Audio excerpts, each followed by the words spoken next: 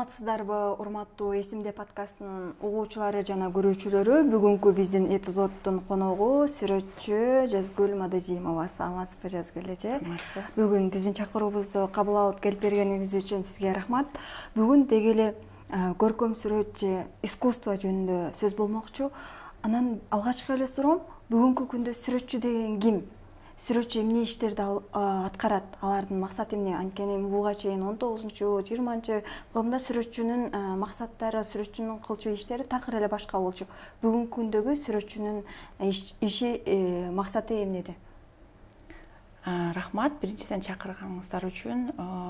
Сүрөтчү деген ким, анын максаты, анын ойногон ролу кандай деген суроого мен тарыхчы катары жооп бере албаймын, анткени бул теманы изилдеген адамдар, кишилер мындай энциклопедиялык жакшы жооп берсе керек дейм да. Анын түшүнүп, мындай болгон, мындай өзгөрүүлөр болгон, мындай кубулуштар буга таасир берген депчи. Бирок мен өзүмдүн айлана чөйрөм аркылуу түшүнүгүм калыптанып калган ошол жөнүндө айтып берсем болот да. Же мисалы өзүм кантип бул нерсеге келип калдым, ошол аркылуу бир түшүнүк пайда болгон да. Мен ойлойм, сүрөтчү бул биздин мисалы азыркы коомдо изилдөөчүлөр бар, тарыхчылар бар, жөнөкөй адамдар бар, кандайдыр бир нерсени түшүнгүсү келип, анан ошол суроонун айланасында же ичинде же үстүндө жүргөн адамдар бар. Сүрөтчүлөр деле ошол эле адамдар да. Сүрөтчүлөр дегенди мен ойлойм, бул баягы биз мындай бөлүп адамдарды жанагы категорияларга бөлүү эмес. Биринчи, эгерде адам жан дүйнө деңгээлинен баштай турган болсок, сүрөтчү бул ошол кандайдыр бир суроосу бар адамдар болуш керек дейм да. Баарыбызда эле ал суроо, ар бирибиз аны ар түрдүү өзүбүздүн куралдарыбыз, тармактарыбыз аркылуу изилдейбиз да. Сүрөтчүлөр алар дагы изилдейт, бирок алар, мен ойлойм, көбүнчө жан дүйнөсү аркылуу изилдейт болуш керек да. Анткени алар көз аркылуу, угуу аркылуу, анан кийин ички жан дүйнөсү аркылуу аны изилдеп, анан китеп чыгарбайт. Кээ бир сүрөтчүлөр китеп да чыгарат, бирок көпчүлүк убакта алар көбүнчө мындай визуалдуу, көрүнүктүү нерсени чыгарат. Ал максат, мисалы, алардын көркөм сүрөттөн чыккан, жарыкка чыккан жумуш, бул анын максаты түшүндүрүү эмес.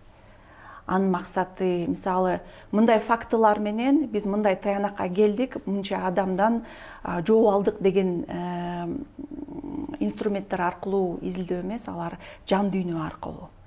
Сиз эмнени сездиңиз? Сиз эмнени байкадыңыз? Сиз түшүнбөгөн деңгээлде сиз эмнени сезе алдыңыз?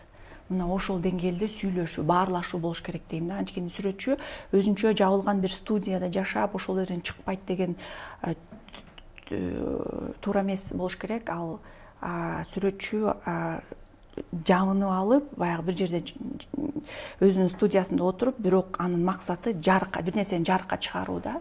Ал жарыкка чыкканда адамдар менен ошол байланышты түзүү. Жан дүйнө деңгээлинде. Мунун орусчасы душа, англисчеси soul деген сөз бар го. Кыргызчасы жан дүйнөдө жөн эле жан эмес, жан дүйнө. Демек ал дагы бир кандайдыр бир башка аламга түшүп кетип, анан ошону изилдеп, анан ошондон бир визуалдуу же үн аркылуу же кандайдыр бир кагаздын үстүнө түшкөн бир боек аркылуу ошону сүрөттөп чыгарасың да. Буга чейин көрүнбөгөн нерсе толтура изилдөө. Ошон үчүн дагы бир жолу, эгерде баягы сиздин сурооңузга кайтсам, сүрөтчү деген эмне? Бул сүрөтчү, мен ойлойм, бул дагы изилдөөчү. Анын бир гана куралы башка да, бир аз башкачараак. Чоң рахмат. Ошо көркөм долбоорлорду алганда башка изилдөөчүлөргө же институттарга, академиялык бир организациялардан айырмасы, бул жакта эркиндик, сүрөтчүлөрдө же искусство адамдарында эркиндик болсо керек. Ушул эркиндик болгону үчүн коомдо болуп жаткан абдан чоң көйгөйлөрдү сүрөтчүлөр эң так чагылдырып берген адамдар катары эсептейм да. Ошо сиздин эмгектериңиз дагы биздин коомдогу эң чоң көйгөйлөрдү чагылдырып берет. Ушул багытка кантип келип калдыңыз? Мен ойлойм, эркиндик деген аябай чоң сөз бул жерде. Анткени ал жок болсо, көпчүлүгүбүз көркөм сүрөт менен кызыкпасак керек эле. Кээ бир жерлерде, мисалы, бизде чындыгында эле тилди, мен тил дегенде бир гана сүйлөп жаткан тилди айткан жокмун, негизги пластикада көптөгөн чектелүүлөр бар да. Мисалы кээде ой жүгүртүүбүздө биздин мээбиз түшүнө албаган нерселер же кээде биз сөз менен аны айтып бере албаган нерселер бар. Ошол көркөм сүрөттө кандайдыр бир ошол нерселерден чектелүүсүнөн өтө турган бир кандайдыр бир эркиндик бар, сиз байкагандай элечи. Анан мен ойлойм, ал эркиндик кээде биз башыбыз менен эмес, жүрөгүбүз аркылуу ойлонгондо келет болуш керек. Анткени ал убакта, мисалы, эгерде мен азыр рационалдуу адам катары ойлонсом, көркөм сүрөт менен алектенбесем керек эле. Себеби мен бала чакамды кантип багам, мен балдарымды кантип багам, мен үй алышым керек деген ойлор жеңип кетмек да. Көркөм сүрөткө келгенде баарын жыйыштырып коюп, жок, кандайдыр бир башка аламга киресиң дагы, ал жерде башка критерийлер менен ойлойсуң да. Мен ойлойм, мунун өзү чоң эркиндик болуш керек. Анан кийин дагы бир нерсе, кандайдыр бир убакта, мен жашообуздун кандайдыр бир убагында кээ бир нерселер жеңип өтөт да. Мисалы, азыркы жашап аткан күнүмдүк турмушту кээ бир кандайдыр бир эмоциялар, кандайдыр бир сезимдер же кандайдыр бир ситуациялар, кубулуштар ал жеңип өткөндө, анан кийин ал менен ага көбүрөөк көңүл буруп баштасаң керек деп ойлойм да. Мен биздин муун 90-жылдардагы төрөлгөн муундар, мен ойлойм, ошол жаш кезибизде көптөгөн кубулуштар бизге таасир берди окшойт дейм да. Көп эле ар бир муундун балким өзүнө жараша тарыхы болгон. Биздин тарыхты, мисалы, ошо биздин муунун тарыхын мен түшүнөмүн да. Аны түшүнөм деген кээде башым менен эмес, мен могу жан дүйнөм менен түшүнөм да. Анан мен ойлойм, ошол жанагы күнүмдүк турмуштан күчтүүрөөк болуп кеткен нерсе, анан ошол бир сени түртөт да. Сен ал нерсени бир нерсе кылып чыгарышың керек да. Денеңден чыгарышың керек, оюңдан чыгарыш керек, жан дүйнөңдөн чыгарыш керек. Анан ошол көркөм сүрөткө түрткү берет. Бирок көпчүлүк убакта кокустуктар аркылуу, кандайдыр бир, мисалы, эгерде биз тагдыр деген сөздү алсак, анан тагдыр, эгерде тагдырга жазылган турбайбы деген сөз бар го. Анан бирок мен муну тагдыр дебейм, бирок кээде кокустуктар болуп калат да. Мисалы, мен кичинекей кезимде көркөм сүрөт эмне экенин түшүнбөйт элем, билбейт элем. Биздин үй бүлөдө мындай эме жок болчу да, бул менен алектенген адамдар жок болчу. Күнүмдүк атам менен апам менен сүйлөшкөндө бул жөнүндө, бул биздин эч качан маегибиздин бир эмесин бөлүгүн түзгөн эмес да. Бирок баягы биз төрөлгөн убакта 90-чу жанагы экономикалык кризистин эң бийик убагында, мен айтпайм эң деп, себеби салыштырмалуу ар дайым бул жакшыраак учур болуп калышы мүмкүн да. Ошон үчүн бардык нерсе, мен ойлойм, салыштырмалуу дегендей да. Анткени баягы эгемендүүлүккө жеттик, анан андай мындай деген нерсе, бирок ал эгемендүүлүк эмне деген? Анда кандай көрүнүштөр болду, кандай түстөр болду, кандай адамдар болду, кандай тагдырлар болду, кимдер болду? Анда биздин азыркы убакка келиш үчүн кимдер жан берди? Же кимдер кандай салым кошту? Деген нерсе бар да. Анан мен ойлойм, биз жаш кезибизде ошол кандайдыр бир ошонун ичинде чоңоюп өсүп калдыкпы. Анан көпчүлүк убакта ал ошол эң оор долбоор бизге, убакыт доор бизге дагы эмес, биздин ата энебизге туура келди да. Анан мен ойлойм, мендеги болгон көркөм сүрөт бул көбүнчө баягы көзөмөл, мунун ичиндеги адам эмес, муну сырттан карап, байкоо салган адамдай да. Мисалы, биздин ата энебиздин жок жерден баягы жумуштардын баары, ишканалардын баары жабылып, жумуштар жоголуп, анан алар баарын таштап, ушунчалык баягы моундай 90 градус бурулуу жасап, анан бардык нерсесин таштап, эми элестеңиз, эненин балдарын жөнү эле таштап кетип, анан кийин Россияга кетүүсү, бунун өзү кандай чоң шок. Анын өзүнө, аялдын өзүнө эле эмес, анын балдары үчүн, үй бүлө үчүн. Анткени үй бүлөдө чындыгында уюкту түзгөн, мен ойлойм, аял кишилер да. Анын күнүмдүк турмуштун ритми уже бузулат да, анан чоң нерсе болот. Анан бирок ошол убакта менин апам да кеткен, бирок менин апам бул көптөгөн, бир гана мисал да, мындай тагдырлар толуп тура. Анан биз ошол нерсени көрүп калдык да. Бирок баары бир алар башынан өткөн нерсени биз баары бир мындай 100% деңгээлде түшүнбөсөк керек. Анткени алардын айтпаган толтура нерселер бар. Биз да аябчы, мен ойлойм, апам биз да эч нерсесин айтпайт. Бирок мен мындай кээ бир нерселерден түшүнүп, байкап, анан башым менен эмес, кээде жан дүйнөм аркылуу сезем да. Анан ошол мен ойлойм, бул дагы биздин тарыхтын бир бөлүгү да, аябай маанилүү бөлүгү. Анан бул бөлүктү мен мисалы мага көркөм сүрөт ошону өзүмдүн деңгээлимде изилдөөгө жардам берет. Өзүмдүн деңгээлимде бир адамдын окуясын аркылуу көпчүлүк адамдардын окуясын түшүнүүгө, аларды жарыкка чыгаруу деген бир өтө чоң сөз, бирок аларды кандайдыр бир деңгээлде көрсөтүү, кандайдыр бир деңгээлде түшүнүү, байкоо, сезүү. Эгерде мен ошону сезе алсам, эгерде ошол мага мен аларга катуу күйсөм, анан ошол көркөм сүрөт аркылуу ошол күйүү чагылдырылса, ал сиз менен байланыш болот да. Жан дүйнө аркылуу биз өзүбүз түшүнбөгөн деңгээлде ал байланыш болот. Ошондуктан мен ойлойм, эң биринчи көркөм сүрөтчүлөрдүн куралы бул ошол жан дүйнөдөгү жан дүйнөнү түшүнүү, ал менен иштөө, андагы болгон инструменттерди колдонуу, анан байланыш түзүү башка адамдар мененчи. Мен азыр мисалы көп нерсе мен азыр түшүнөм, мен аябай көп нерсени билбеймин, аябай көп нерсени түшүнбөймүн. Бирок ошону окуган сайын жанагы байланыштарды көрүп баштайм да. Эмнеге биздин ата энебиздин тагдыры мындай болду, эмнеге биздикин азыр жасаган точка, биз жашап жаткан заман кандай, буга чейин кандай болгон, ага чейин кандай болгон. Акырын монтип, баягы пиязды арчыгандай монтип үйрөнүп келгендей да, буга чейин көзүмдү, кулагымды бирөө жаап койгондой. Балким өзүм жаап койгондурмун, балким бирөө жаап койгондур. Мен билбеймин, бирөөнү күнөөлөгүм келбейт, бирок азыр эле монтип ойгонгондоймун да. Акырын анан үйрөнүп, анан изилдеп, анан кээде башың миң аркылуу изилдейсиң, кээде уу аркылуу, кээде жан дүйнөң аркылуу изилдейсиң. Эмне гана болбосун, ошо изилдөө процесси өтө маанилүү болуш керек деп ойлойм да. Анан түшүнүп баштайсың, мындай болгон турбайбы, андай болгон турбайбы. Анан ал нерселер толкундандырып, анан кайра бир нерсеге кылып чыгарышың керек да. Ошол чыгаруу, экспрессия өтө маанилүү. Анткени мен деле калып калбаш керек, ал башкалар менен байланыш түзүш керек. Анткени менин сиңдим бар, менин балдарым бар, менин досторум бар, менин туугандарым бар. Бул дегеним коомчулук бар. Аларда билбеген нерселер көп.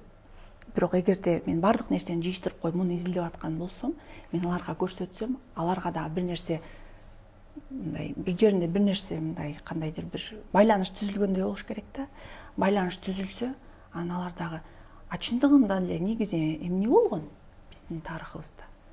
Же биз азыр каерде жашап атабыз? Биз каякка кетип атабыз? Биз кимбиз? Эмнеге менде мынчалык комплекстер көп? Эмнеге мен чачымды сары кылгым келет? Эмнеге мен аппак болгум келет? Эмнеге мен могу эмелердин баарын, баягы сепкилдердин баарын бекитким келет? Тоналка. Булар жөн эле, мен ойлойм, булар биз түшүнбөгөн көп нерселерден келип чыккан да. Эмнеге мен кыргызча сүйлөгөндөн уялам? Эмнеге мен көп нерсеге көз жумуп койдум? Унчукпаймын. Мунун мааниси барбы, мунун себеби барбы? Ошол суроолорго мен сизди көрүп мен ыйлагым келип кетет. Бирок мен ойлойм, ошол изилдөө процесси аябай маанилүү. Анткени ал көпчүлүгүбүздүн көзүбүздү ачканына жардам берет. Анан биздин баарыбыздын эмебиз, максатыбыз окшош. Просто биз аны башка тилдер аркылуу жеткизип беребиз да. Азыр жогоруда айтып кетпедиңизби? Миграция жөнүндө, анан ар бир биздин азыркы күнгө чейин деле ар бир үй бүлөдө болбосо деле 2-3 үй бүлөнүн биринде мигрант бар. Миграция тажрыйбасын көргөн. Ошол миграцияда кеткен балдарынын бул жактагы тагдыры, ал жакка барган аялдардын, эркектердин таржымалоо жөнүндө айтып кетпедиңизби? Деги эле бул биздин азыркы коомдогу эң чоң көйгөйлөрдү чагылдырып турган абалыбыз ушул болуп калды да.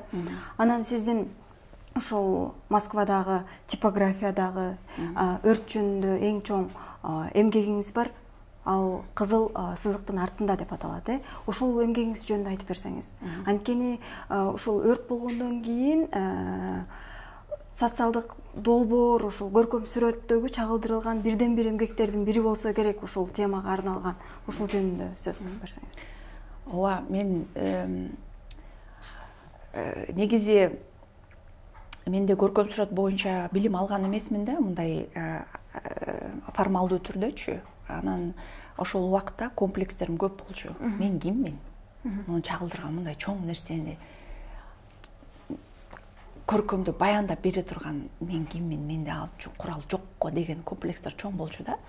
А бирок ошол комплекстерди жанагы болгон окуя жеңип өттү десем болот да, себеби ошончолук чоң шок болгон да, чоң акыйкатсыздык болгондой сезим күчтүү, аябай эме өскөн, күндөн күнгө өсүп, анан себеби биринчиден күтүүсүз, экинчиден эмнеге биз муну күткөн жокпуз? Анткени биз билебиз, көптөгөн баягы коррупцияга малынган ишканаларда биздин адамдарды жумушка алышат да. Ал коррупцияга малынган абалдар дегеним бул жанагы коопсуздукка, безопасность, пожарная безопасность деген нерсе, коопсуздукка көз жумуп, баягы теневая экономика дейбиз го, көрүнбөгөн формалдуу процесстерден өтпөгөн, анан жашырын иштеген көптөгөн ишканалар бар. Ал жерге азыраак маяна менен анан көз жумуп чыдап иштей берген, эч качан сени сотко тапшырбаган, эч качан сага жаман сөз айтпаган, чыдап, башка эмеси жок, башка айласы жок болгон адамдардын пайдаланат да. Мен бир гана Россияда эмес, көпчүлүк учурларда да. Анан ошондой жерлерде көпчүлүк учурда биздин мигранттар иштейт. Анан мен ойлойм, бул болгон чоң өрт эч кандай күтүүсүз болгон эмес, бирок эмнегедир чындыгында болгондо биз аябай бир чоң шокко келдик да. Ушундай турбайбы? Анан шоктагы өрттүн өзү эмес, чоң шок өрттөн кийин эмне болду? Биз алар үчүн күрөштүкпү? Биз аларды эстедикпи? Жөн гана адамдар, ата энеси алар менен коштошту, бирок эл коштошту.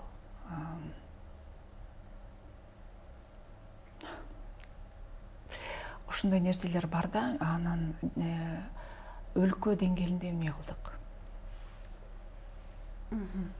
Ушул көрүүчүлөр үчүн тактап кетчү нерсе бул 26 август 2018 жыл, жаңылбасам. Мен ойлойм 16-17 жыл. 2016-2017 жылы өрттөн 14 кыргыз кыз каза болгон, мигрант кыздар. Ушул 26 августта болуп, биздин бардык соц тармактарга чыгып, эгемендүүлүктүн алдында биздин абалыбызды көрсөтүп, анан биздин мигранттардын абалын көрсөткөн иш-чара болгон да bundan кийин. Андан кийинки кыздардын кантип, сиз айтып аткандай, кантип эскерип атабыз, аларга мемориал тургузулду, мамлекет эмне кылды, эч кандай менде дагы маалымат жок. Ушул сиздин ушул долбооруңузду көргөндө бул жөнүндө менде кайрадан аңдап түшүнүү болду десем болот да. Анткени ошол иш-чараны көргөндө соц тармактардан караганда кыргыз кыздар өрттөнүп кетти деп ойлоносуң, бирок чынында алардын тагдыры андай миңдеген, миллиондогон кыргыздар ушул Россияда же башка мамлекеттерде кыргыздар жумуш издеп, кандай абалда иштеп жүргөнү жөнүндө ойлонбой эле жүрө берет да. Ушундай бир жаман окуядан кийин гана аңдап түшүндүк да. Анан сиздин эмгегиңиз дагы биздин аңдап түшүнүүгө, мигранттардын абалын көрүүгө абдан чоң жардам берди да. Деги эле сиз мигрант темасына өтө көп кайрыласыз. Швея темасына ошол эле сиздин ушул апамдын үнү деген дагы долбооруңуз ошол Швеядагы аялдардын абалы жөнүндө чагылдырат. Ошол жөнүндө дагы бөлүшө кетсеңиз. ошол жанагы башында айткандай эле көркөм сүрөт бул жан дүйнө аркылуу байланыш түзүү дебедимби? Мен үчүн бул миграцияга болгон кызыгуу эң биринчи апам аркылуу болгон да. Жана башында айткандай эле мен көрүүчүмүн, бирок күйгөн көрүүчүмүн да. Кээде ошол мисалы сен театрды көрүп атсаң, театр менен көрүүчүнүн ортосунда байланыш күчтүү болсо же баягы ортосундагы баягы тепкич жок болсо, анан сен колуңан келишинче кандай жардам беришиңди билбейсиң. Баягы кичинекей кезинде ата энең Россияга кетсе, сен түшүнүп турасың баарын, бирок азыр мен анын жардам бергени күчүм жок экенин түшүнүп турам деген сезимдер болот да. Бирок билем келечекте бир нерсе кыламын деген. Анан ошол биздин муундар көпчүлүгү эме менен баягындай түшүнүк менен өссө керек. Мен чоңоюп алайынчы. Мен эле чоңоюп алайынчы. Мен көрсөтөмүн. Мен силерди үйдө отургузуп коюп, анан мен монтип берем, антип берем деп, анан кандайдыр бир ошол орусчасы страсть деп коет, ошону менен өсүп калат экенсиң да. Баягы спасатель деген, куткаруучу деген эменин кийип алат экенсиң да кээдечи. Анан муну мен психолог аркылуу анан түшүндүм да. Деген. Бирок эгерде муну мисалы эме жоготсок, жанагы эле баягы байланышка келсек, ошол байланыш миграцияга менен байланыш, ошол баягы күйүү сезимдери ал апам аркылуу келген да. Ошол убагында мен жардам бере албадым, бирок аябай күйөм дегенчи. Анан кийин барып чоңураак анан элге болгон эмпатияга айланып кетти да. Бир адамдын окуясы аркылуу же бир адам менен болгон байланыш аркылуу көбүрөөк адамга болгон байланышты түздү да. Анткени мен билем, ал жалгыз эмес, мындай адамдар толтура Кыргызстанда эле эмес. Дүйнөнүн жарымы эле миграцияда жүрөт болуш керек. Миграция деген сөз ар дайым эле жаман эмес, бирок мен айтканым экономикалык кризистен, жетишсиздиктен үй бүлөсүн таштап же үйүн таштап башка жерде иштеп, экинчи, үчүнчү раса катары көрүнүп, дискриминацияга кабылып, анан кийин аларга болгон баары бир мамиле башка да. Мен көбүнчө ошол категориядагы адамдар аркылуу сүйлөп атам да. Анан негизи ошол окуя болгондо 14 мигрант кыз көз жумганда мен биринчи ойлонгон сезимим, булар мен апама окшогон адамдар да, мага окшогон адамдар да. Бул өлүмдүн артында ошондой тагдырлар, адамдардын окуялары турат го. Эгерде элестетсең, мен апам ошентип эле иштеп атып эле бир жерден 2 секундда жок болуп кетсе, мен кандай болот элем, ал кандай болот эле дегендей же ошондой эле. Бирок бул менин башымдагы эле нерсе эмес, бул чындыгында реалдуу эле нерсе. Ошондой кыздар көз жумду да. Анан дагы бир көрсөткүч, эмнеге бир гана кыздар, эмнеге бир гана мигрант адамдар, эмнеге аларга жардам бере албай турган сезим болду менде. Ошол аябай акыйкатсыздык деген эмени ойду күчөттү да. Анан демек анын ордуна мен деле болуп калышым мүмкүн экен эле да. Мен аларга жакын элемин. Биз аларга жакын элебиз. Эгерде бир нерсе болуп Россияда көз жумуп кетсек, Кыргызстан келип бизди эмне болду бул? Эмнеге биздин эл монтип эле көз жумуп кетип атат деп биздин милиция, Россиянын милициясы өнөктөшүп, муну үчүн артынан түшпөйбү? Түшпөсө керек. Эмнеге? Балким ошол адамдардын жашоосунун баасы төмөнүрөөк. Буларга боло берет. Эмнеге боло берет? Ошол мунун баары бул аябай акыйкатсыз абал го деген эмени күчөттү да, сезимдердичи. Анан мен ойлойм, ошон үчүн баягы кызыл сызык артында деген жумуш мен жасаган биринчи жумуш. Анан аны биринчи көркөм жумуш. Анан аны да өзүм жасаган эмесмин, Валерий Рюпель экөөбүз жасаганбыз. Коллаборация кылып, анткени ага келип, Валерий Рюпель ким, мен киммин, же биздин мен кайсыл этникалык группага байланыштуумун, ал кайсы, ошонун баарын жок кылганда, адам деңгээлине байланышканда, ал мени түшүндү, мен аны түшүндүм да. Анан экөөбүз бирөө көз жумаардын, адам көз жумаардын алдында, мен мисалы азыр өрт кетип атат ошол жерде, мен билем, 2 минутага жетпей мен көз жумамын. Мен ошону түшүндүм, мен ошону кабыл алдым деген ойлор келгенде, адам эмне жөнүндө ойлонот, анын көрүнүшү кандай, ошону экөөбүз сүрөттөп көрбөйлүкпү дегенде, ал макул болду. Бул дегеним жан дүйнө деңгээлинде биз баары бир бирдей болушубуз керек дейм да. Анын экөөбүз коллаборация түздүк. То есть ал экөөбүз бир жумуш жасадык. Анан мен ал убакта композиция, бул кандайдыр бир көркөм сүрөттүн бийик деңгээли болуш керек деген критерийлер менен ойлонгон жокпуз да. Ал жерде бул маанилүү болгон эмес. Ал жерде муну биз келечекте Гугенхайм музейинде чыгарабыз деген эч кандай эме жок. Ал жерде ошол абалды сүрөттөп береличи, ошол суроону берип көрөлүчү өзүбүзгө. Ошол суроону башка адамдар менен, башка адамдарга мындай байлануу, мындай сезимдерди ойготуу деген дагы максат болгон жок. Жок. Анын баарын жок кылып, бир гана ошол убакыт келгенде, сен ажал жакын, убагын жакындап калганын сезгениңде, сени азыр эч ким куткара албайт деген убакка келгенде, сен эмнени ойлоносуң? Сен жан дүйнөң кандай болот? Ошол убакытты сүрөттөгүбүз келди да. Анан мен эмнегедир ошол кыздардын эмнени ойлонуп атканын түшүнгөндөй болдум да. Балким түшүнбөгөндүрмүн, бирок мен билет элем, аларды күтүп жаткан адамдар толтура эле. Себеби сен мигрант болгондо мындай эме менен ойлонуп каласың да, кандай жашоону жыйыштырып коюп, азыр акча табышым керек, акча таап үй салышым керек, же акча таап окуумду бүтүрүшүм керек заочно, же акча таап апамдарга жардам беришим керек, же акча таап үйлөнүшүм керек. Анан кайра Кыргызстанга барганда анан жашоом уланып кетет. Ага чейин азыр мен эртең менен турам, иштейм, келем, акчаны чогултамын. Анан кайрадан барып мен жашоомду улантамын. Кандайдыр бир максат үчүн иштеймин деген чындыгында башкача ритмда. Муну мен билем, себеби мен апам көп жылдар бою ошондой түшүнүк менен жашаган. Анан мен дагы 2015-жылы өзүм баргамын Россиягачы. Мен ал убакта жумушум жакшы болчу, баары жакшы болчу, бирок максат, суроолорум көп болчу да. Россия деген эмне? Эмнеге адамдар Россияга барышат депчи. Негизи Россия деген эмне деген суроолорум көп болчу да. Кичинемден бери чогулуп калганчы. Анан мен жумуштан чыгып,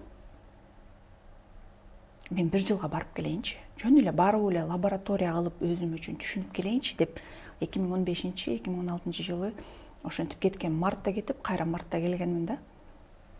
Анан барып апамдар жашаган эмелерди көрдүм, башкалар жашаган условиялерди көрдүм. Бир квартирада 15 адам жашайт деген нерселерди көрдүм. Ар түрдүү жумуштарда иштеп көрдүм. Буга чейин Бириккен Улуттар уюмунда иштейт элем. Анан кийин официант болуп иштегенде, бул мен үчүн бетиме бирөө жактан катып чапкандай болду да. Себеби анан мен өзүмдү айттым, сен келесиң, сен жиндесиң. Сен эмнеге окудуң? Барып мигрант болуш үчүн окудуңбу? Же официант болуш үчүн окудуңбу деп өзүмдү дагы аябай жек көрдүм. Бирок мен билет элем, мен бир нерсени өзүм эле бир нерсени көрүшүм керек эле да. Мен кайра кайтсам болот, кайра кайтып мурунку эле жумуштарымды жасасам болот. Бирок менде выбор бар го, мен азыр барып көрүп алайынчы деген бир эме болгондо, бир нерсе ошондой түрткөндөй болгондо. Анан ошол жерде жанагы баягы байланыш, биринчи менде апам аркылуу, киндик кан аркылуу түзүлгөн байланыш көбүрөөк адамдар менен эмени связь түзгөндү, баягы байланыш түзгөндү, түшүнгөндү жардам берди да. Анан кийин мисалы 14 саат иштегенде сенин бутуңдун абалы кандай болот, ошону түшүнгөн жардам берди. Анан кийин кээде сен өзүңдү эмнегедир 2-3 тепкич ылдыйраак сезгениңде кандай болосуң, ошону түшүнгөн жардам берди. бирок баары бир менде привилегия көбүрөөк болчу. Себеби менде баары бир эми Кыргызстанга барсам баягы эле жумушка кирем да. Мындай уланып кетсем болот да деген бир ойлор кандайдыр бир мындай дайым бир болду. Бирок ошол эле убакта көпчүлүк адамдар бар да, Кыргызстанга барсам эмне кылам? Баягы эле жакырчылык да, мен анан кантип түзөм? Жок дегенде Кыргызстанга барганда кичинекей чакан бизнес ачып алсам, көпчүлүгүнүн эмес кыялы да. Азыр мейли иштеп, көз жумуп 4-5 жумушта иштесем дагы Кыргызстанга барып чакан бизнес ачып алсам деген көпчүлүгүнүн кыялы да. Анан ошону көрүп, бир жыл ошого малынып, анан түшүнүшүм керек эле да. Анан кийин 2010 ошол жанагы өрт болгондо баягы буга чейин түзүлүп калган эмелер, буга чейин түзүлүп калган көпүрө бар болчу. Анан биз жакын турбайбызбы? Ошол өрттө мен деле болуп калышым мүмкүн экен, менин апам болуп калышы, менин сиңдим болуп калышы мүмкүн, жакын турбайбызбы? Мен деле эч ким ал убакта куткарбай коюшу мүмкүн. Анан ошондо эмнеге, эмне үчүн деген суроолор башталды. Анан мен ойлойм, ошол суроолор аябай маанилүү суроолор да. Эмнеге, эмне үчүн деген суроо башталганда мен ойлойм, анан уже изденүү кетет болуш керек да.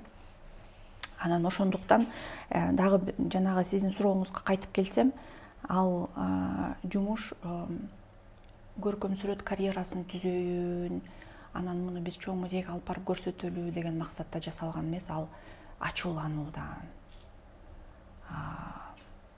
акыйкатсыздык жөнүндөгү болгон ойлонуудан, анан ошол сезимдерден келди деп ойлойм да. Анан мындан сырткары бизде жанагы салт бар эмеспи? Биз бирөө көз жумганда алар менен коштошобуз.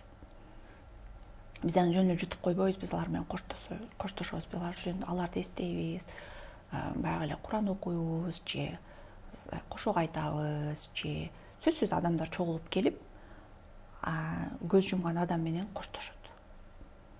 Кандайдыр бир урмат сый беребиз көз жумган адамгачы. Анан ушундай чоң нерсе болуп атканда биз коштошкон жок тойбуз да. Кыргызстандын деңгээлинде биз алар менен коштошпогондойбуз да. Алардын үй бүлөсү коштошту, алар өздөрүнүн мероприятиялерин өткөздү, иш чараларын, бирок бул алардын гана милдетиби?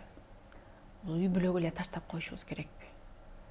Ошол көз жумган кыздар, бирок анткени бул мен ойлойм жеке эле адамдын эмеси эмес да, кайгысы эмес. Жеке эле адамдын көргөн өрттөнгөн нерсе бул бир гана кичинекей сүрөт, чоңураак абалды түшүндүргөн сүрөт да.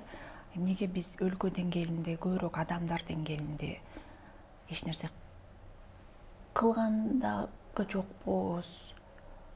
Балким кылгыбыз келген жок, балким эмне кылышты түшүнгөнбүз, балким корктук. Эмнеге Кыргызстан сураган жок? Эмнеге Кыргызстан артынан түшкөн жок? Биздин кыздарга эмне болду?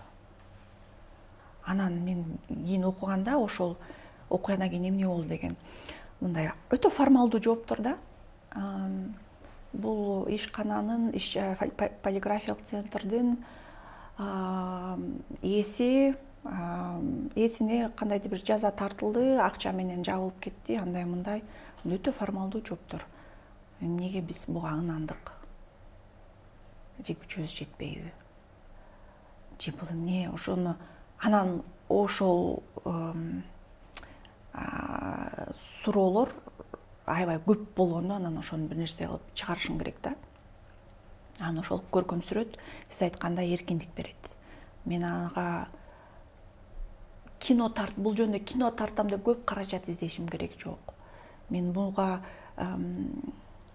муну изилдейм деп артынан түшүп көп жылды кетиришим керек жок. Керке көркөм сүрөттө эгемендик бул инструмент, то есть ошол нерсени, азыр болуп аткан нерсени мен жөнөкөй гана куурчак аркылуу сүрөттөсөм болот.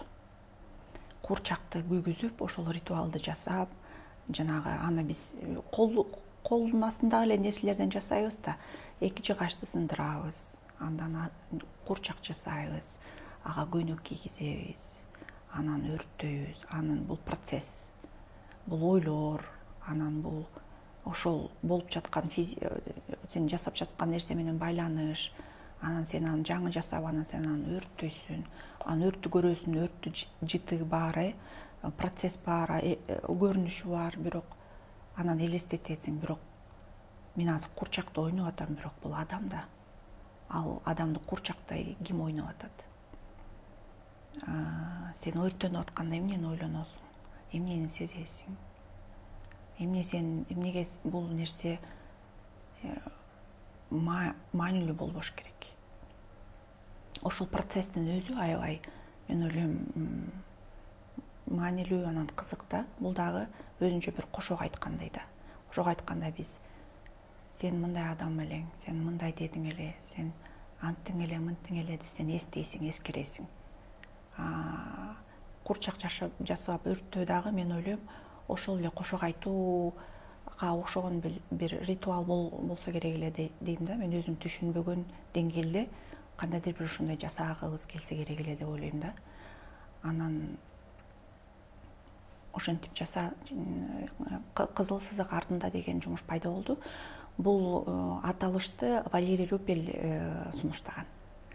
Анткени ал менен маектешкенде ал дагы ойлонот, анан ал дагы бул тема жөнүндө сөз болот, кеп болот, анан ал жан дүйнөңдө жашайт да. Мисалы бир күн экөөбүз жолуктук, анан эртеси бир жумадан кийин кайрадан жолугабыз, пландарды аткарып анан айтканда ал дагы мен муну үйрөндүм.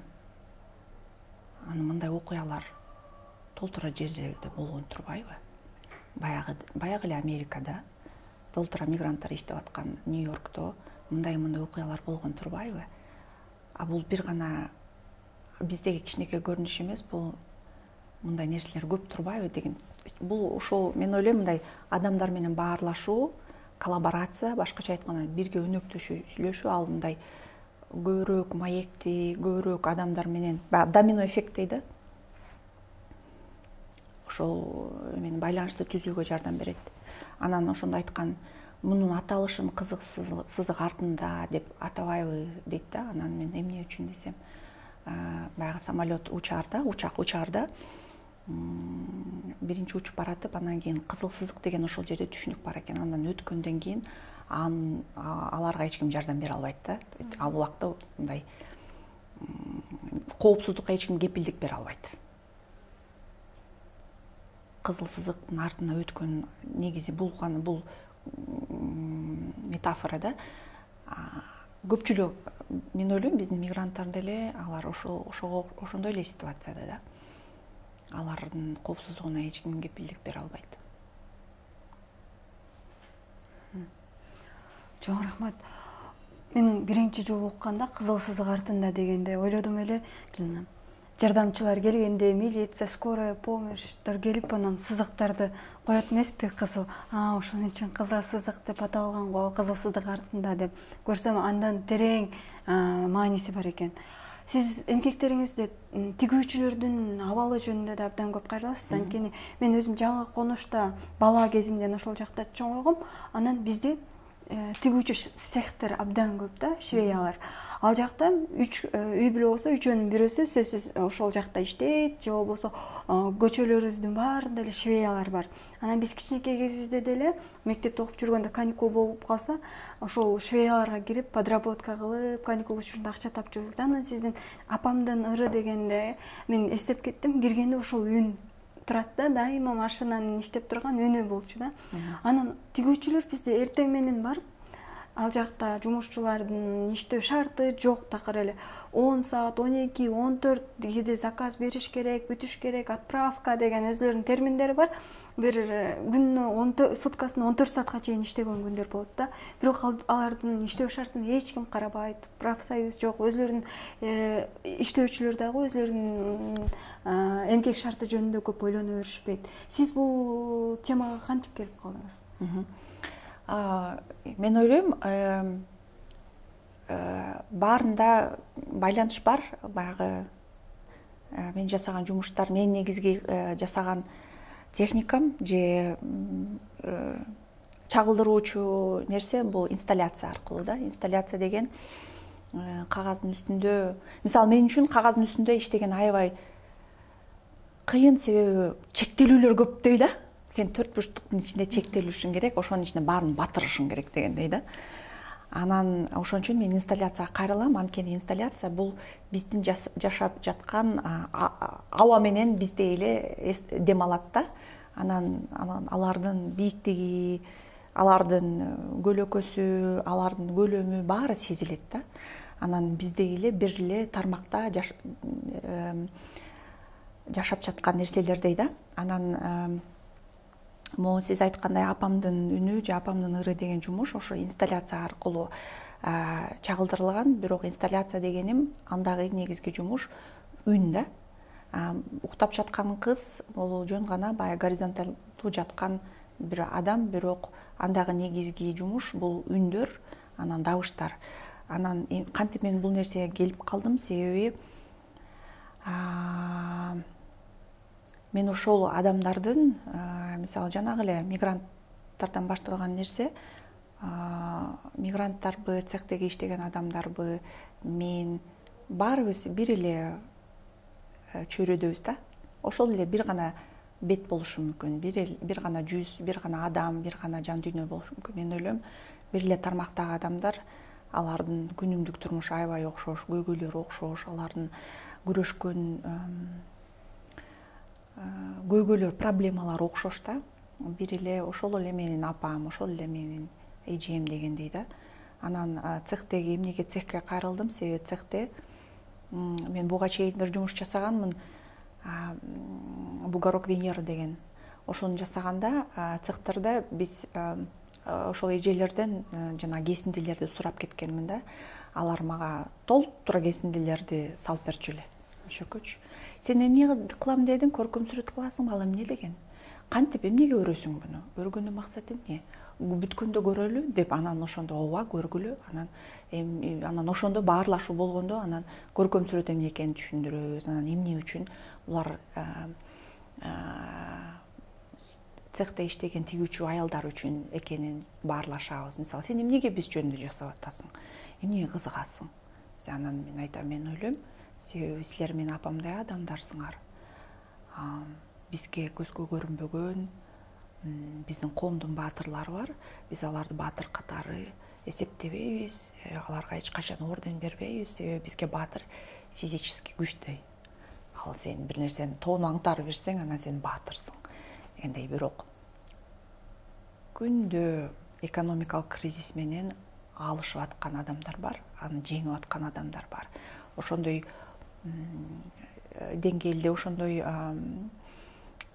жерлерде иштеп, балдарына билим берип, үйлөрүн оңдоп, жашоосун оңдоп, жанагы эмесин түртүп аткан, арабасын түртүп аткан адамдар бар. Алар биз түшүнбөгөн чоңураак эме менен, монстр менен күрөшөт да. Ал дегеним, мисалы, бизде кандайдыр бир коопсуздук болсо, аларда жанагы эле кызыл сызык артында иштеп аткандай, аларда коопсуздукка кепилдик азыраак да. Бирок ошол эле убакта алар күндө күрөшөт ал нерсе мененчи. Анан ошогон сөздөр менен сүйлөшкөндө, ал тигүүчүлөр менен, анан алар айтат, ооба ошондой дейт. Ооба ошондой. Бирок жыргаган адам аз. Бирок анан ошол эле убакта мен бактылуумун, көпчүлүк айтат, себеби мындай да, ошол бакыт жөнүндө, күнүмдүк жашоо жөнүндө, кыялдар жөнүндө, бала төрөө жөнүндө, өлүм жөнүндө, ошол жөнүндө көп маектер болгон да. Анан ошол баягы эле мага кесинди бериңизчи деген суроодон башталган да. Анан алар мага бергенден кийин, анан мен 3-4 жылдан кийин кайра кайтып келгем ошол цехкечи. Анан эсиңиздеби, ошол жөнүндө сүйлөштүк элек го, мен ошол жөнүндө жумуш кылгым келет. Бирок ал үчүн сиз мага ошол айтып беришиңиз керек. Мага сиздин үнүңүз кызык болуп атат деп. Анан алар тартынат, аябай тартынат. Мен бетим көрсөтпөй эле койчу бул жөнүндө депчи. Анан жок, ал бет жөнүндө эмес, ал жан дүйнө жөнүндө, ал үн жөнүндө. Эгерде кааласаңыз ырдасаңыз болот. ырдоо аркылуу чагылдырсак болот, эгерде кааласаңыз окуя аркылуу чагылдырсак болот, тынч болгон убагыңыз аркылуу чагылдырсак болот деп сүйлөшүп, анан баягы ишеним деңгээлине жеткенде анан алар айтып баштайт. Суроону берсең, анан толтура ошондой тигүүчү цехте иштеген аялдар аркылуу иштөө жумуш процессинде сүйлөштүк да. Анан сүйлөшүп, анан суроо бергенде жооптор аябай окшош да. Мен эң бактылуу болгон күнүм баламды төрөгөндө, анан ошону эң биринчи колумда алганда башкача бакыт болгон. Же болбосо мен апам өлгөндө, же мен бир тууганым өлгөндө мен өлүмүн экенин көрдүм, түшүндүм. Ошол мен үчүн аябай бир түшүнбөгөн оор мезгил болду деп айтат да. Анан көпчүлүгүнө сурасаң, жооптор окшош да. Анан балким бул апамдын ыры деген жумушта ошол окуялар аябай эле окшош. Баары бир нерсеге тигилгендей да, окшош. Ошол нерсени анан мындай угуп көрсөңүз, ал жерде бир эле адамдын үнү эмес, ал көптөгөн адамдардын үнү, бирок кандайдыр бир бири-бирине байланышкан пазлдай да. Баары эле бир чоң окуяны айтып берип аткандай да. Анан ортосунан оюп, аягынан же башынан уксаң деле сен түшүнгөндөйсүң да. Баары эле бирдей эле нерсени айтып аткандай. Анан алардын айтып аткан окуясы, анан мен үчүн жан дүйнөнү чагылдырган эң жакшы нерсе бул ыр аркылуу, же ырдан дагы, мисалы кээде ырдын сөзүн билбейсиң, бирок обонун билесиң го, анан ошо обонун өзүң үнүң аркылуу чагылдырышка аракет кыласың го, мисалы. Бирок бул аябай ишенген убакта гана мындай ырдайсың да, балаңды уктатып атканда, же бир жумуш жасап атканда, бир үн менен жасайсың го, айрыкча тигип атканда. Мен эсимде, апам нерсе тигип атканда, өзү билбеген сөздөрдү билбесе деле ошолорду кайталап ырдай берет эле. Балким бул аркылуу стресс чыгарат эле, же ошол ушунчалык ал бардык нерсени жыштырып коюп, анан өзүнө гана убакыт өткөрүп, анан ошол нерсени тигип атканда кандайдыр бир үн менен коштойт эле да. Анан ошол цехтеги иштеген эжелердин дагы үнүн жаздырдык да. Анткени мен жакшы көргөн ырыңызды ырдап бериңизчи десе, мен сөздөрүн унутуп калдым да. Жакшы болуп турганда сөзү жок эле ырдап көрсөңүз, анан ырдаганда, анан ошол окуялары, анан ошол үндөрү, анан кийин дагы бир үчүнчү нерсе бул цехтеги дабыштар, эмелер, цехтеги добуштар болобу, добуштар. Ал цехте машиненин ушунчалык агрессивдүү үн да, себеби мындай сен сүйлөшүп аткан, биз экөөбүз мынтип сүйлөшө албайт элек азыр цехте болгондочу. Мондой токтолуп, бир көзүңө карап, бири-бириңи сүйлөшүү ал жерде мүмкүн эмес. Себеби машина ар дайым монтип бир нерсе катуу машина кесип аткан, тигип аткан, бөлүп аткан, кошуп аткан, аябай агрессивдүү эме да, чөйрө. Ошол агрессивдүү чөйрө менен аябай интимдүү сүйлөшүү, аябай мындай жакын сүйлөшүү кандай деп ошону элестеткибиз келди да. Себеби чындыгында эле тирүү адам өзүнүн жан дүйнөсү менен, өзүнүн көйгөйлөрү менен, өзүнүн сезимдери менен адам ошол жерде иштеп жүрөт да, ошондой агрессивдүү чөйрөдө. Бул кандай деп ошол үн аркылуу биз чагылдырдык. Себеби алар бир нерсени айтып атканда эле, жанагы апамдын ыры деген жумушта ошол эжелер бир нерсени өзүнүн окуясын айтып атканда эле машина анын үнүн жаап коет да. Кетишик эле ошол анын окуясынын бир бөлүгү болуп калган да. Анан кийин ал тынчтанганда анан кайра сүйлөшөбүз. Анан көтөрүлгөндө күтүп турабыз. Анан кийин кээде сөзүбүздүн аягына чыкпай анан ырдайбыз дегендейчи. Кээде өзүбүздүн ичибизге кирип кетебиз ошол ырлар менен. Апамдын ыры менимче бунун англисчеси биринчи mother tongue болгон, апамдын тили. Себеби бул анын тили, ал күнүмдүк жашоосунун бир бөлүгү болуп калган. Ошол машина, ошол добуштар, ошол өзүңдү унутуп коюп, өзүңдүн убактыңды сен башка нерсеге бересиң, өзүңдү мындайча айтканда курмандыкка чаласың деген десең деле болот да. Себеби чындыгында эле адам деген бул экинчи, үчүнчү орунда турат. Эң биринчи сен азыр жумушту бүтүрүшүң керек. Бизде план бар.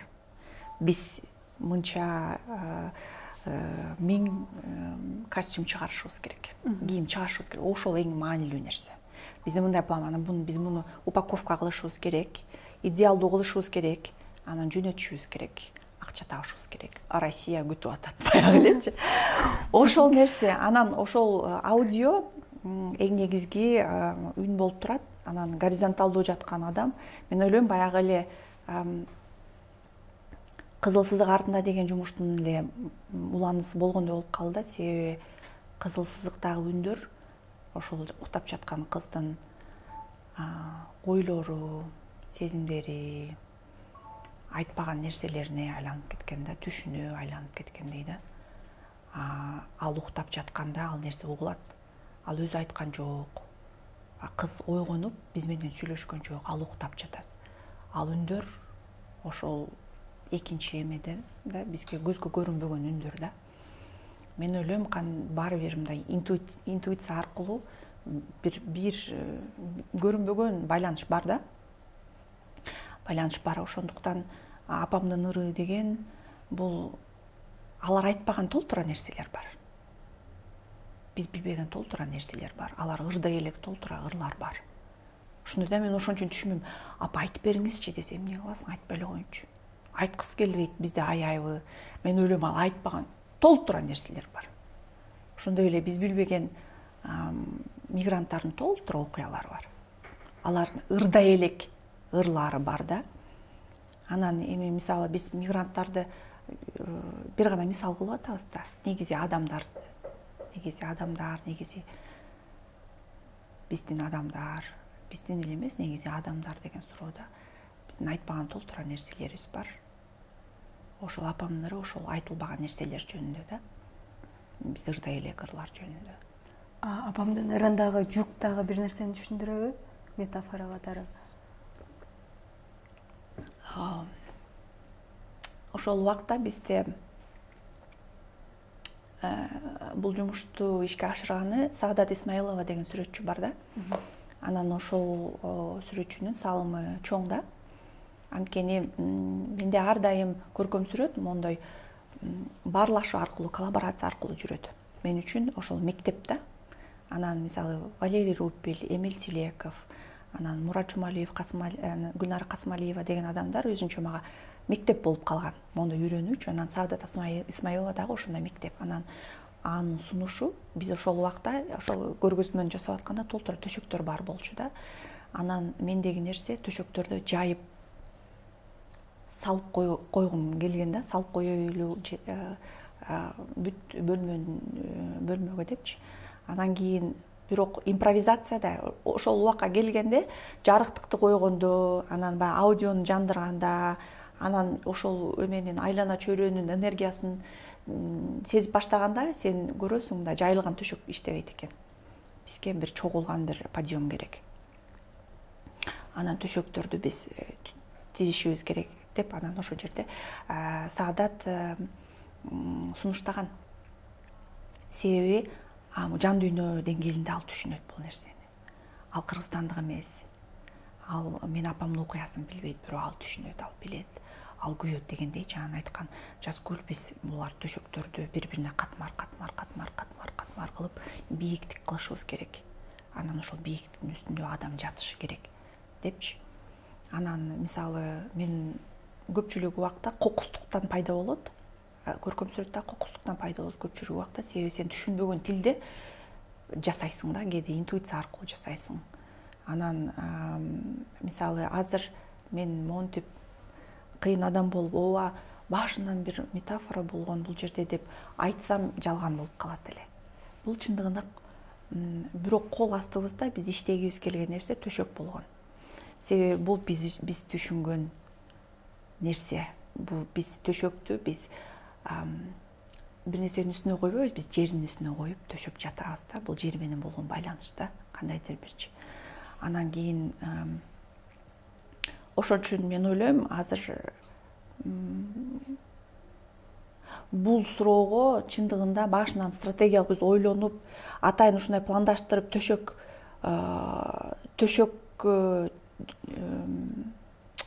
төшөктөрдү катмар кылып коюп, анан апамдын ыры деген жумуш жасалат деп пландаштырган эмеспиз. Бул кокустуктун кесепети. Бирок азыр карасак ооба болот, бул жерде төшөк болуш керек эле. Бир төшөкпү, эки төшөкпү, үч төшөкпү айырмасы жок, бирок эмнегедир ошол жумушка төшөк аябай жарашат да. Рахмат. Жана жогоруда айтып кеттиңиз го, Швеядан жана чолпондун жыныстык көкүлү деген жумушуңуз үчүн калдыктарын алып кетчүбүз деп. Ошо чолпондун жыныстык көкүлү деген жумушуңуз жөнүндө айтып берсеңиз, анын максаты ал деги эле эмне жөнүндө бул жумуш? Бул жумуш менде ичимде ачуулануу көп болуш керек да. Жиним келип кетет дегендейчи. Бул жумуштагы ошондой эмеден көпчүлүк убакта, мисалы, эгерде чынында эле карасаңыз, биринчи жумуштагы жана кызыл сызык артында дагы ошол ачуулануудан келген да. Анан бул экинчи инсталляциядагы чолпондун жыныс көкүлү деген дагы ошого окшогон сезимдерден келген. Ал убакта мен ата-энемдин үйүнөн эмнегедир ошол үйдөн мен чоңойдум, бирок мен бул үйдөн кетишим керек деп чыгып кеткенмин да. Мен бул үйдөн кетишим керек. Бир күнү мындай убактылуу конок катары келем, мен бирок бул үйдөн кетишим керек. Мен өзүмдүн үйүмдү табышым керек деп чыкканмын да. Эсимде качып чыккандай болгонмун да. Ата-энем менен урушкан эмесмин, алар ар дайым жакшымын, бирок эмнегедир бир нерсени качып чыккандай болдум да. Анан ошондо ар түрдүү жумуштар жасап жүрүп, анан көркөм сүрөткө келгенмин да. Анан ошондо жанагы ичиңде ар дайым дилемма бар да. Кээде баягы көпчүлүгүбүз биздин колу бутубузду кандайдыр бир кармаган кээ бир нерселерден качкан аракет кылабыз да. Мен ойлойм, ата-энемдин үйүндө мындай коопсуз жашап жаткан жерде мен бир жагынан жакшы, бирок экинчи жагынан мен өзүмдүн үйүмдү табышым керек деген бир сезим болгон да. Анан ошол убакта мындай чыкканыңда көпчүлүк убакта сен турмушка чыгышың керек деген ошо үйдүн калдыктары көп болгон да мендечи. Сен балалуу болушуң керек, сен турмушка чыгышың керек, сен антишиң керек, сен мынтишиң керек. Экинчи жагынан бирок мен биринчи үйүмдү табышым керек деген нерсе болгон да. Үйүмдү табышым керек деген мен алектене турган өзүмдүн кесибим болуш керек, же мен өзүмдүн курал жарактарым болушум керек. Мен ошол аркылуу өзүмдү издеймин, суроолорду издеймин деген ошол убакта изденүү процесси болуп аткан да. Изденүү процесси болуп атканда ошол таймашуу баягы кандайдыр бир башка көз караштар менен анан жаңы көз караштардын ортосунда таймашуу тез болуп турат го. Анан ошол убакта мага бирөө айткан, сен көркөм сүрөт менен алектенбей, сен турмушка чыгышың керек, сен балалуу болушуң керек. Ошол эң чоң белек деп айткандан мен эмнеге экөөнүн жасай албайм? Же эмнеге мен тандасам болбойт? Эмнеге болбойт? Менин колум бутум бар, мен дагы адаммын, бирок эмнеге мен тандасам болбойт? Бир аябай эле классический феминисттердин эмесине окуясына окшоп угулат, бирок чындыгында эле менин деңгээлимде ошондой таймашуу болгон да. Анан ар бирибиз өзүбүздүн эмебизди, окуябызды басып өтөбүз. Анан ошондо мен инсталляция жасап атканда адамдын чачы баштан чыккан чачты жасайм деп элестетип, эксперимент жасап көрөйүн, мынтип көрөйүн, антип көрөйүн деп эме кылып атканда, анан бир ошол бирөө менен сүйлөшкөндө эле ошо бир мен сыйлаган бир эмелер, сүрөтчүлөр бар, ал киши да. Анан эмнеге ал сүрөтчү? Анда мындай суроо жок, мен бала төрөшүм керек. Мен баарын жыштырып кой, бала төрөшүм керек. Суроо жок, эмнеге менде суроо бар? Эмнеге ал суроону мага беришет? Мен дагы сенин деңгээлиңе жеткен сүрөтчү болгум келет деп ичимден ошенткенмин да. Анан ошондо айткам, жок, бул баштан чыккан чач эмес, бул жыныстан чыккан чач. Узун болсун. Жанагы жапайы болсун. Оор болсун. Деп ошол биринчи жаткан бөлмөдө башталган ал нерсечи, керебеттин үстүндө жасалган ал нерсечи.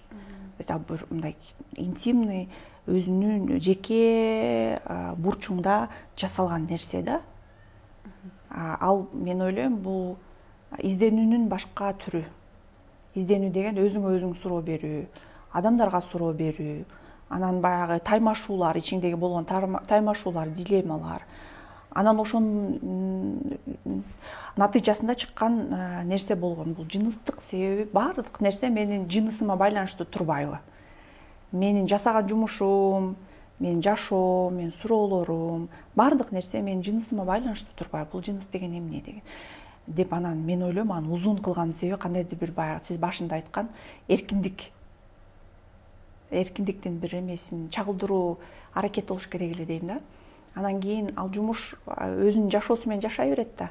Убакыт өзгөрөт, доор өзгөрөт. Анан убакыт өзгөргөндө анан ал жумуштагы өзүнүн маанисин өзгөрөт эмес, маанисин ошол убакка туура келген, ошол убакта караганда башкача көз караш менен карайсың да. Анан былтыр мисалы 2022-жылы биз бул жумушту жаңыдан жасадык да. Добра деген группабыз бар, Борбордогу Азиядачы. Анан ошону жаңыдан жасадык, бирок ал жумушту жаңыдан жасаганда биз аны жердин астында подвалда жасадык да. Подвалда карасаң, аны узун, чоң кылып жасаганда ал тамырга окшоп көрүндү да. Анан кийин мен ойлойм, ошондо ал кандайдыр бир орун тапкандай болду да. Биринчи изденүү кыйналуудан бар, анан тамырга барганда биз ошол жерде көп нерселер көмүлгөндөй да, тамырда. Көрүнбөгөн баягы эле айтылбаган окуялар, көрүнбөгөн нерселер, баягы манкурттун эле эсинен чыгып кеткен нерселер. Ошо баардык нерсе баягы жердин астында көмүлүп кеткендей да. Анан ошо биз подвалды жердин астына жасаганда, анан ал нерсе, ал чач тамырга окшоп көрүнгөндө, анан мен ошондо түшүндүм, эми орун тапты окшойт депчи. Анан ошон үчүн кээде жумуш, көркөм сүрөттөгү жумуш, ал өзүн өзү ачат, ал өзүн өзү оңдойт, өзүн өзүнүн бет эмесин ачат да, түшүнүгүңдү өзгөртөт, кээде ал сени өзгөртөт, кээде биз аны эмес, сүрөтчү жумушту эмес, кээде жумуш ал сүрөтчүнү өзгөртөт, көзүн ачат, көрсөтөт, бир нерсени түшүндүрөт дегендейчи.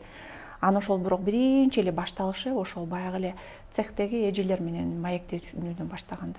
Мага кесиндилерди бериңизчи, кечинде жумуш бүткөндө мага чыгарып бериңизчи. Мага эч ким бербейт, сиздердин директоруңар мага бербейт атат. Сиз чыгарып бериңиз. Сага керекпи, эмне болду? Анан кийин мага мондо мүшөк кылып чыгарып берет эле да, даярдап коет эле. Мен алып келип, рахмат эже деп чыгып кетет элем да. Анан бирок ошол жөнөкөй сүйлөшүүдөн чыккан нерсе анан өзүн өзү ошол жумушка айланып, анан ошол жумуш өзүн өзү улантып атат, жашоосун улантып атат десем болот да. Анан мага аябай жакты тамырга айланганычы, себеби азыр ушул деңгээлде, ушул жашта, азыркы заманда мен ойлойм, ошол тамыр, кайрадан тамырга кайрылуубуз, тамырды изилдөөбүз аябай маанилүү болуш керек деген. Эмне үчүн аты чолпонду эмне үчүн чолпон деп тандабадыңыз?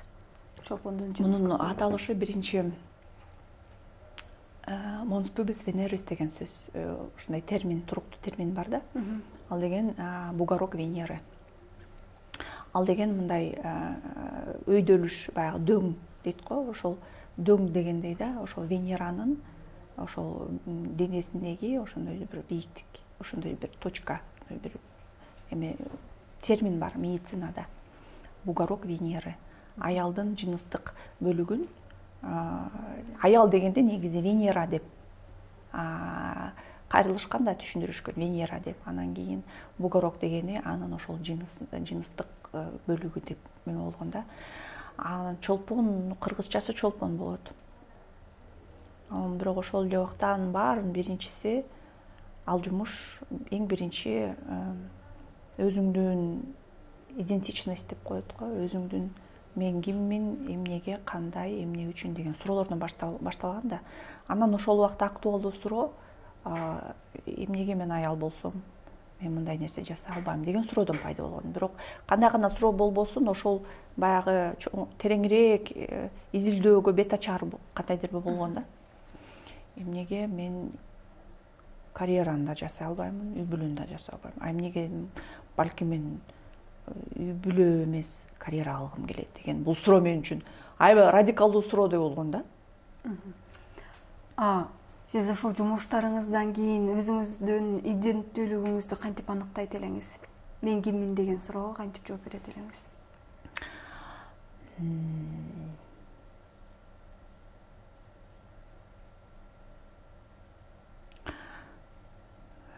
Мен ойлойм бул мындай, мен мындаймын, менин атым Жазгүл, жана баягы ага бул нерсени бул процесс болуш керек дейм да. Адам бул кандайдыр бир процесс болуш керек дейм да.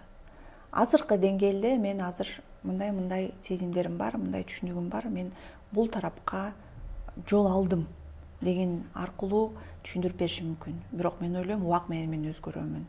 Анткени заман өзгөрөт, убакыт өзгөрөт. Анан мен көбүрөөк нерсени түшүнгөн сайын, мен башта ошол 2023 жылы биз Гүлзат экөөбүз сүйлөшкөндө мен ошондо эч нерсени билбейт экен элем, мен өзүм ким экенин билбейт экен элем деп айтамын, ошондой күндөр болот.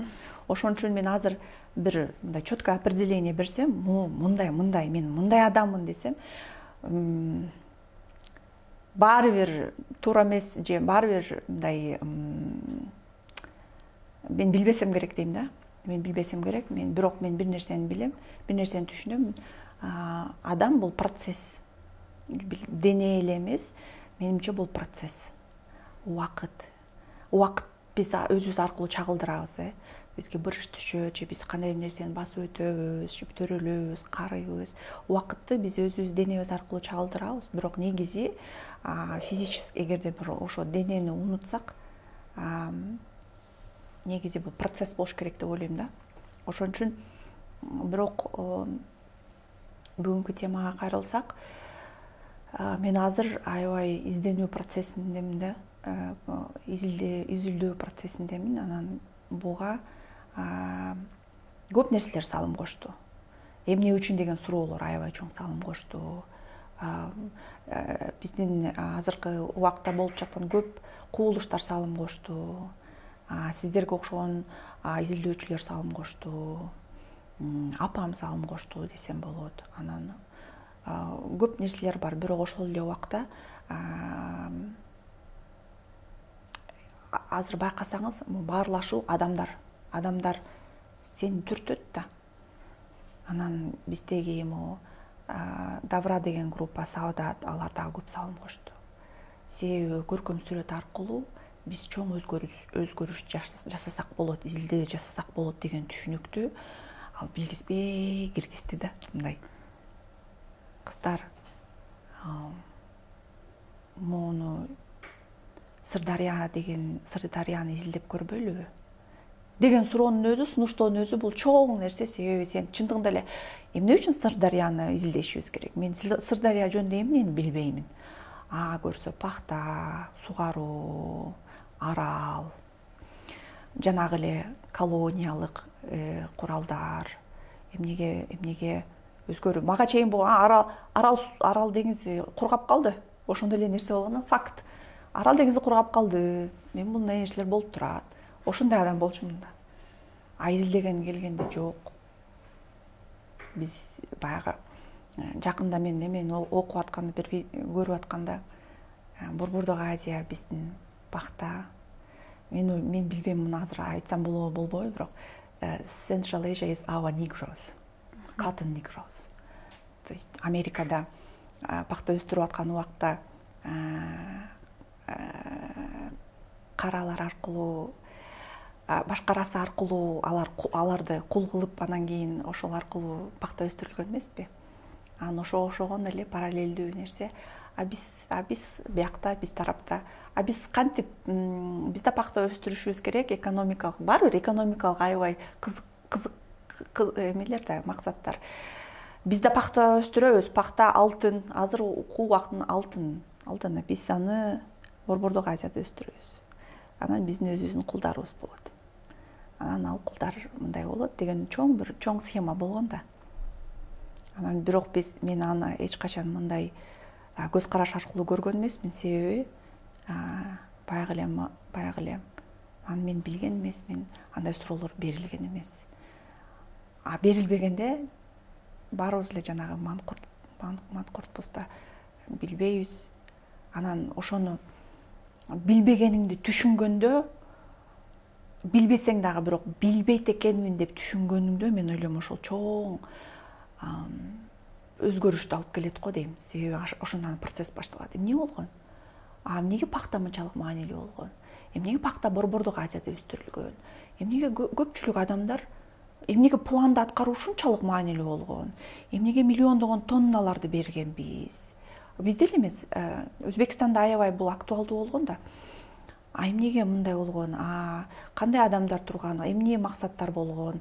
Бул жер ошол анан кийин да акырындап анан ачып баштаганда, анан кийин келесиң сону эч нерсени билбей турбайсыңбы? Бир өзүң айткан жок, ал көптөгөн адамдар биз эч нерсени билбей турбайбызбы? Ачып анан ошон үчүн мен ойлойм, бул процесс болуш керек дейм. Мен азыр ошол процесстеги адаммын. Бирок бул процесс ар дайым эле жүрөт. Биз төрөлгөндөн баштап эле эмнеге биз үйдө отурушубуз, жаш балдар эле сурайт го. Ошол эле биз чоңойгондо деле мен ойлойм ошол суроо улана берет. Бир гана ал суроону биз ата энебизге бербейбиз, биз тарыхка беребиз, биз изилдейбиз дегендейчи. Анан эмне деп аттым, кайсы жерге келдик элек. Ошол изденүү процессинде. Анан мен үчүн бул бир жагынан аябай кызык, экинчи жагынан аябай эмоционалдуу. Анан ошонун баары могу жерге чогулуп калгандай да. Анан кийин эле бир жаман нерсеси, баягы байкуштар деген сөздү көп айтам да. Мен билбейм бул жакшы нерсеби, жаман нерсеби. Себеби барган сайын эле, мисалы биздин азыр эле таксиге түшсөң дагы анан байкуштарым ушинтип адал эмгек менен иштеп атат, анан мен соодалашып болбой калам деп кээде өзүм жаман көрүп кетем да. Соодалашуу биздин күнүмдүк турмуштун бөлүгү. Анан соодалашып, анан кийин негедир байкуш деген көз караш аркылуу карап аткандай да. Анан мен ойлойм, бул этап болуш керек да. Биринчи аябай бооруң ооруйт. Көп нерсени, көптөгөн акыйкатсыздыкты билгенде бооруң ооруйт. Анан кийин дагы бир башка деңгээлге өтөт, анан башка деңгээлге өтөт дегендейчи. Эң негизгиси токтотуп койбош керек деп ойлойм. Эң негизгиси изилдеш керек. Көздү ачыш керек, анан түшүнүш керек. Биз эч нерсени билбей турбайбызбы? Биздин тарых, мен мектепте үйрөнгөн тарых бул жалган турбайбы? Бул жалган турбайбы? Анан эми кантип чогултабыз аны? Анан ошондо кайрыласың, анан элдерге кайрыласың, китептерге кайрыласың, кээде мифологияга кайрыласың, биздин түшүнүктөгү эми када салттарга кайрыласың, эмнеден келип чыккан, түшүнүктөргө кайрыласың, көп нерселерге кайрыласың, анан кийин монтип кичинекей нерселерди чогултуп баштайсың. Бирок ошол эле убакта жоголуп кеткен толтура нерселер бар, жоголуп кеткен, бул нерсе өчүрүлүп кеткен, кээде максаттуу түрдө ошол тарых өчүрүлүп кеткен дегендейчи. Анын ордуна башка китепти коюп, башка максатта тарыхты жазып, биздин эсибизден чыгарып, балким коюп койгон. Ошол убакта мен ойгондум. Көп нерсе жоготулду, бирок ошол убакта көп нерселер бар. Азыр эмне кылсак болот? Ошол убакта биз ойгондук да. Азыр биз эмне кылабыз? Мен ойлойм, ошон үчүн азыр сиз кимсиз деген сурооңузга мен азыр жаңы эле ойгонгон адам болушум керек, бирок көпчүлүк убакыт ойгоно беребиз. Изденүү канчалык маанилүү экенин түшүнүп баштадым да. Биз дагы эсимде изилдөө аянтчасы 2021 жылы конференциянын атын ушундай койгонбуз: Маңкурттун түштөрү же уктап жаткан маңкурт деп. Анан биз качан ойгонобуз деген эң чоң суроо коюлганда, анан азыр биздин коомчулукта аз болсо да ошо сиздей болуп ойгонгон адамдар болуп жатат да. Бул абдан жакшы деколониалдык көз карашты алганда жакшы нерсе деп айтсак болот. Мен кийинки суроом, өткөндө сиз айттыңыз эле, ушул коронавирус учурунда үйдө отуруп монтаж жасап, бирок ошол жөнүндө бир нерсе иш кылгым келди депчи. Анан бирок бул идеяны башкалар критикалап, бул өзүн өзү экзотизациялоо деп айтышты деп. Ушул жөнүндө кененирээк токтоло кетсеңиз. Ооба. азыр самоэкзотизация жөнүндө айтам, бирок буга чейин баягы маңкурттун ойгонуусу деген чындыгында эле эсимдеден келген ойлор мендечи. Буга чейин анткени мен биринчиден маңкурт ким, экинчиден эмнеге маңкурт ойгонушубуз керек деген суроолор анан изилдегенде анан бирөө көтөрүш керек да ал суроону биринчичи. Анан ошол эмесин аталууну укканда маңкурт ойгонуу же маңкурттун түшү дегенде мага аябай бир эме болгон да. Бул эмне экен? Эмнеге маңкурттун түшү деп анан кийин ошол нерсе азыр мисалы ал убакта түшүнбөсөм, бирок жылдар өткөндө азыр түшүнүшүбүз мүмкүн. Анан кийин ошондон жок дегенде маңкуртту изилдөөнүн өзү эле чоң жолду ачат да. Эмнеге маңкурт деген ушунчалык маанилүү? Эмнеге менин апам мага маңкурт жөнүндө окуп берип атканда ыйлады?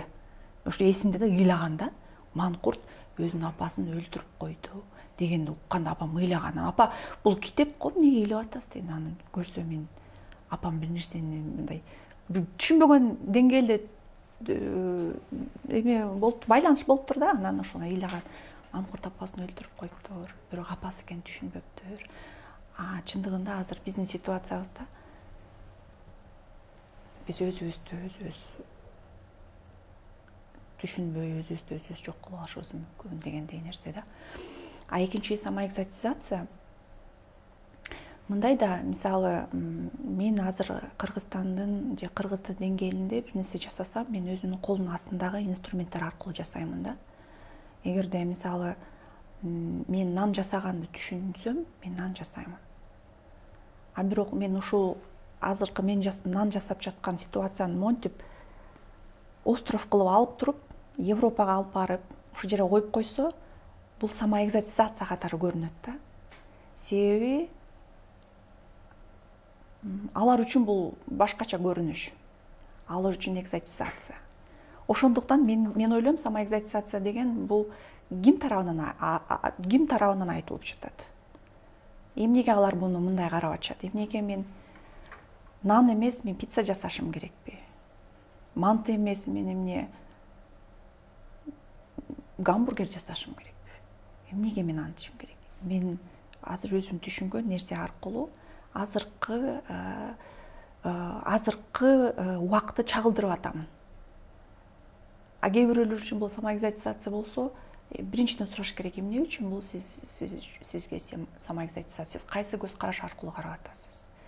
Сиз батыштын көз карашы аркылуу карап атасызбы, же сиз Борбордук Азиялык адамдын аркылуу көз караш мисалы, себеби балким ошол адамдын өзү экзотика көздөр менен карап атат да. Эми бул мындай орусча айтканда красивая картина же сулуу көрүнүш. Бул сулуу көрүнүш эмес, бул башка нерсе да. Бул үчүн сен денең менен ошол нерсени сезишиң керек. Нан жасоо эмне экенин сезишиң керек. Бул сен үчүн эмне? Бул дагы себеби мен ойлойм, сиз айткандай коронавирус аркылуу айрыкча жакында былтыр Украинада согуш аябай катуу дагы эле жүрөт, бирок азыр ошол убакта аябай көп баарлашуу болуп атканда эмоционалдуу жанагы өлүмдөрдү соц тармактарга чыгарып баштады го, өлгөн адамдардычы. Анан ошол убакта ушунчалык эме болуп кетти, жанагы ушунчалык шум көп болуп кеткендей болду да. Бир жагынан өзүңдүн алсыздыгыңды түшүнөсүң, экинчи анан баягы информациялык шум көп, үчүнчүдөн дагы жумуш ушундай болуп, анан ошондо мен айттым, мен азыр баардык нерсени жымжырт кылып, мен азыр манты жасайм. Мен колум менен манты жасагым келет. Бул дагы мен үчүн политический жест. То есть мен азыр менин кулагыма куюп аткан информацияны жымжырт кылып туруп, азыркы убакта мен өзүм менен байланышты түзүшүм керек. Өзүм жакшы көргөн тамакты жасашым керек. Ал ошол процессте манты түйүү, манты жасоо деген процесси бул бир гана символикалык процесс болушу мүмкүн. Бирок азыркы убакта мен биринчи өзүм сактап калышым керек. Бирөөгө жардам берердин алдында азыр өзүм сактап калышым керек. Анан кийин ойлонуп көрүшүм керек. Эмне болуп атат, кандай болуп атат, информациялык шум каяктан келип атат. анан дегенде мындай деген ойлордучу. Анан ошол убакта мен манты жасагым келди, эртеден кечке чейин манты жасадым деген бул дагы өзүнчө бир жест да, кыймыл. Анан бул бирөө тарабынан самоизоляция болуп көрүнүшү мүмкүн. Мен мында проблема жаратпайт да, себеби мен ал көз карашта караган жокмун. Мен бул нерсени түшүнөм, алар бул нерсени түшүнбөйт. Экзотизация бул бир нерсе жаңырык болгондо сага экзотизация кетечин. Бул мага күнүмдүк турмуш, күнүмдүк баягы жашоо менен күрөшүүнүн эле бир чагылдырган нерсеси. Анан мен ойлойм, ошол биз көпчүлүк убакта бизге жакын болгон нерселерди жасасак, анан ошону башка элдин музейине алып барсак, же аренасына, же театрына, же кандай ошол башка элдин көзүнө көрсөтсөк, алар үчүн экзотизация болуп эсептелинет. Бул жөн гана башка көз караштар деп ойлойм. Анан бирок ошол призмадан өтүп, ошону жеңип, анан чындыгында эмне болуп атат? Чындыгында бул адам эмне жасап атат? Чындыгында бул манту түйүү менен эмне байланыштуу? Сиз менен толук кошулам. Анткени биз азыр сиз айтып аткан нерселердин баары эле бул процесс, деколониалдык процесс, өзүбүздүн ойгонуубуз, эркин адам катары эркин болушубуз да. Эгер ошону биз чогуу иш алып барсак, андан да жеңил болот деп ишенем да. Бул тилектештик, максатыбыз бир болгон адамдар биригип чогуу иш алып баруу бул абдан биздин ишибизди жеңилдетет. Чогуу болсок жакшы болот. Ошол себептен эсимде изилдөө аянтчасынын эле максаты ошол. Ошол себептен эсимдеге келиңиз, биздин үйгө келип туруңуз. Чоң рахмат, абдан маңыздуу жакшы маек куруп бердиңиз. Буюрса биздин YouTube каналга чыгат, сизге шилтемесин жөнөтүп коебуз. Чоң рахмат. Рахмат сиздерге.